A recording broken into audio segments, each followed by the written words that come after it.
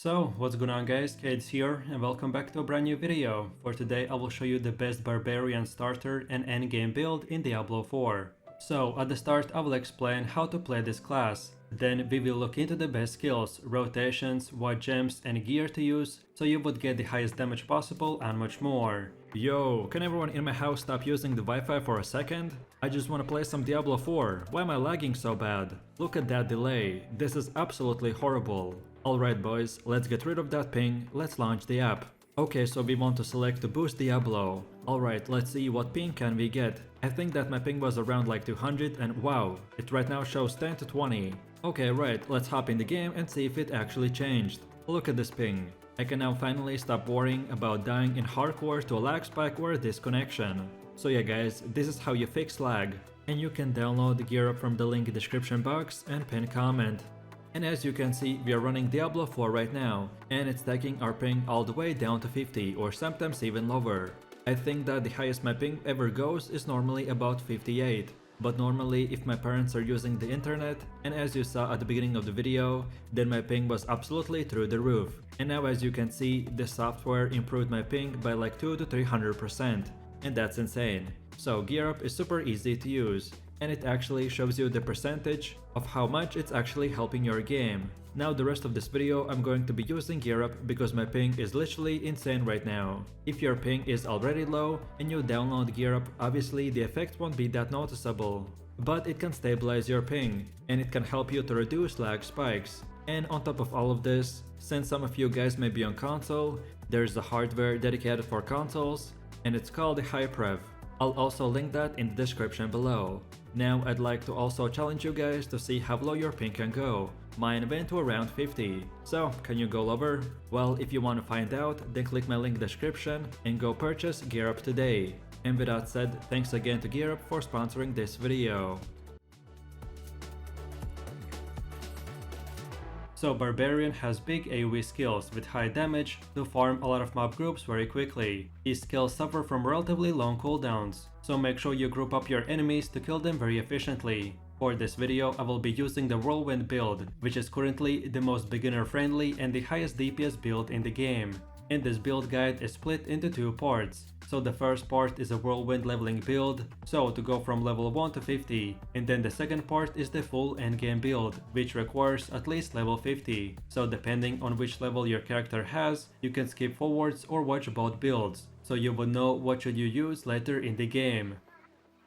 So with that said, let's move over to the leveling build. So to start off from getting to level 3, we have to put 2 points into these two nodes. Then from level 4 to 7 we spend 4 points in here. Then from level 8 to 20 we will get 13 points, which we want to use by getting all of these nodes. And of course, don't forget that when you reach level 15, you should place your two-handed sword in your technique slot to apply bleeds and slows. Then from level 21 to 34, we will get these 14 points, which we should use by unlocking and upgrading all of these nodes. And then lastly, from level 35 to 49, we will get these 15 skill points, which we should spend on these specific nodes. And then finally, don't forget about your renown, which after you gather all the renown in the game, you will get 10 extra skill points. I recommend to spend them towards your leveling progression, which I explained just a second ago. And then in the endgame, I will show you later where to spend your 10 leftover skill points.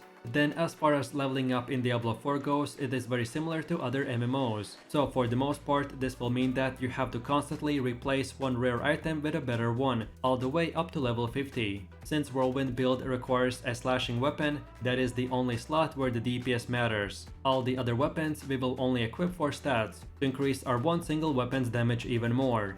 The stats to look out for a one-handed weapon are critical strike damage, damage to close, damage to slowed and sockets. And then for the two-handed weapon, the slashing only DPS, for skill damage, critical strike damage and sockets.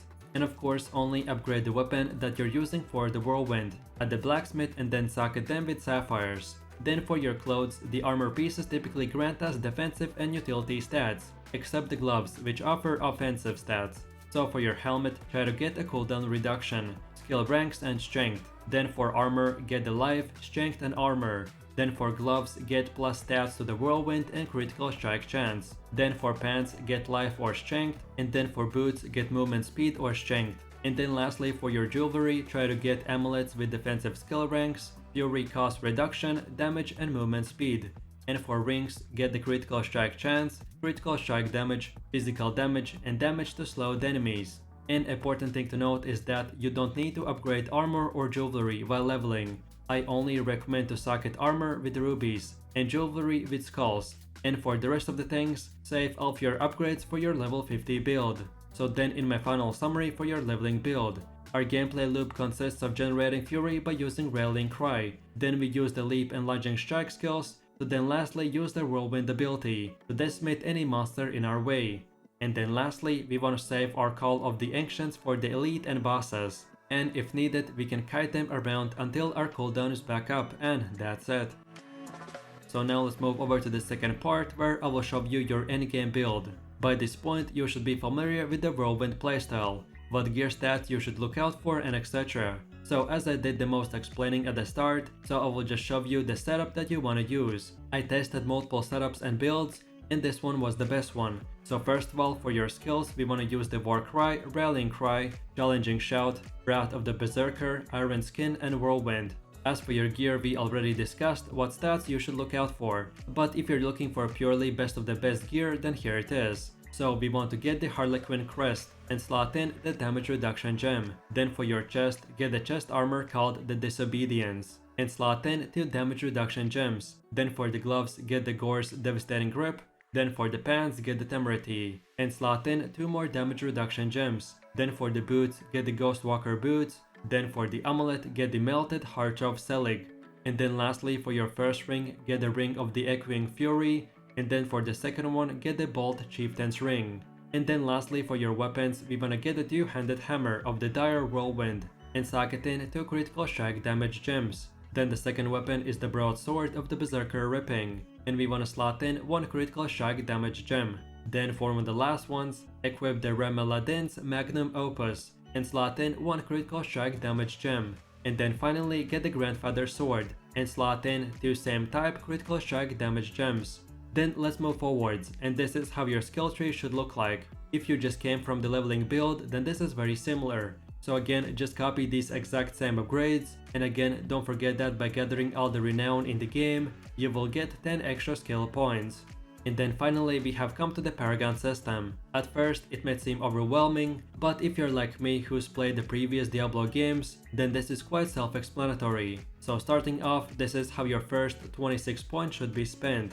Then this is how it should look like at 62 points. Then this is how it should look like around 92 points. And then lastly, this is our final goal at around 109 points. Another new major feature of Paragon board are the glyphs, which are inserted into sockets, and they will provide massive bonuses that scale with your stats. You can level up your glyphs by successfully completing nightmare dungeons. And here are my top 6 favorite ones. So we have the Exploit, Vrad, Martial, Territorial, Undaunted and the Imbiber. So then in my summary, the Whirlwind Barbarian is a very straightforward build that is very fun and does massive amounts of AoE damage. So then for your gameplay loop, it is very similar for both builds. We just want to start by simply spamming the Rallying Cry, War Cry and Challenging Shout when the monsters are very close to our character. Then afterwards we buff ourselves with the Wrath of the Berserker, and then we start channeling the Whirlwind. Remember to attack only with your main two-handed sword, because all the other weapons are only meant for extra stats. So just spin to win and have fun.